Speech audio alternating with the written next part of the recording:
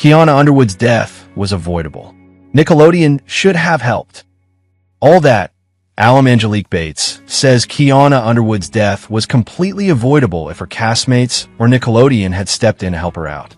Angelique shared her thoughts on the tragic loss with TMZ over the weekend, noting she first advocated for Kianna back in 2023 when videos of her homeless on the street gained traction.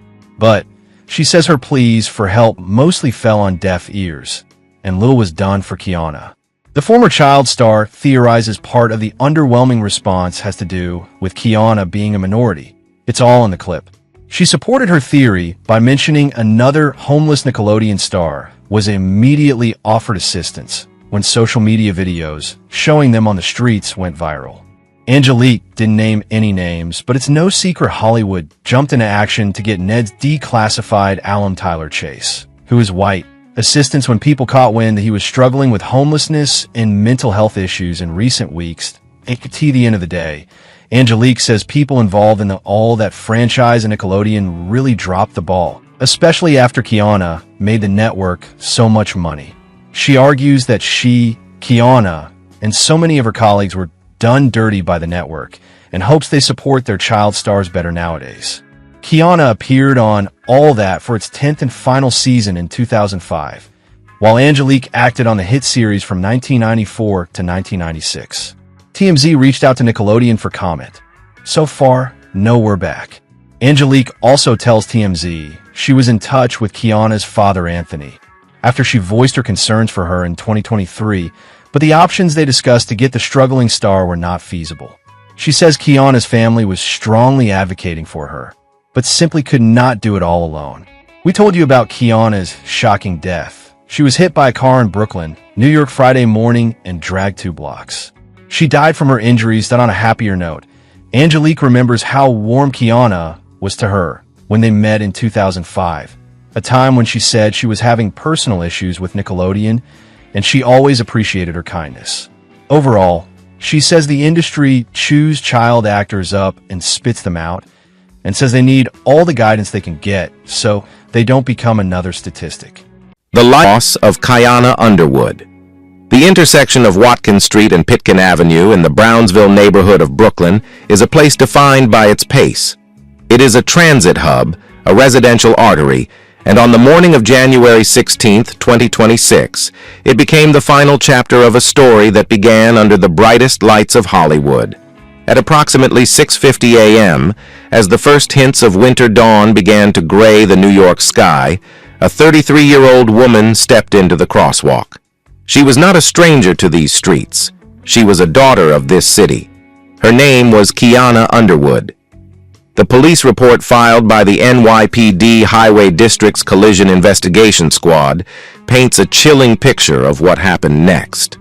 A dark-colored vehicle, traveling at a high rate of speed, struck Underwood with such force that the impact was heard by residents in nearby apartment buildings.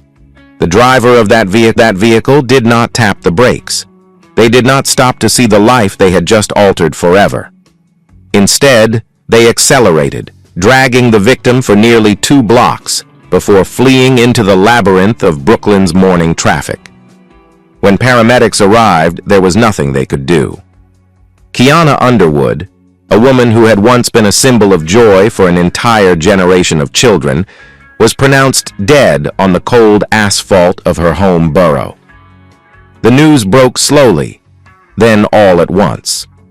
For those who grew up in the mid-2000s, the name Kianna Underwood triggered a deep, dormant memory. She was the girl with the wide smile and the effortless comedic timing. She was a member of the All That cast. She was a Nickelodeon star. And now, she was gone. The making of a New York prodigy. To understand the tragedy of her end, one must understand the brilliance of her beginning. Kianna Underwood was a New York City child through and through. In a city where millions dream of seeing their name in lights, Kianna was actually doing it by the age of 7. She was part of a rare breed of triple-threat child performers who understood that the industry was not just about fame, it was about work. Her early career was defined by her voice. Before she ever appeared on camera for Nickelodeon, she was already a staple of their preschool programming. In the Nick Jr. series, Little Bill, created by Bill Cosby, Kianna voiced the character of Fuchsia Glover. For 5 years, her voice resonated in the living rooms of parents and toddlers across the country. It was a role that required nuance and a sense of wonder, qualities that Kianna possessed in abundance. But the stage was where her physicality truly shone. Kianna landed a coveted role in the first national tour of the Broadway smash hit Hairspray. Playing the role of Little Inez, she stood as a symbol of the show's core message of integration and youthful rebellion. Little Inez is the character who eventually wins the Miss Teenage Hairspray pageant, representing the triumph of talent over prejudice. Kianna took that role across the United States, performing in massive theaters to standing ovations every night. By the time she was 12 years old, she had more professional experience than many adult actors in Hollywood. The orange couch and the legacy of all that. The year 2005 marked a turning point for Nickelodeon. Their flagship sketch comedy show, All That, was entering its 10th season. The show had already birthed icons like Kenan Thompson, Kel Mitchell, and Amanda Bynes. It was essentially Saturday Night Live for the younger set. However, the show was facing a crisis of identity. Its biggest star of the new era, Jamie Lynn Spears, had just departed the cast to lead her own series, Zoe 101. The producers needed a powerhouse, someone who could jump into a fast-paced, high-pressure environment and deliver laughs immediately.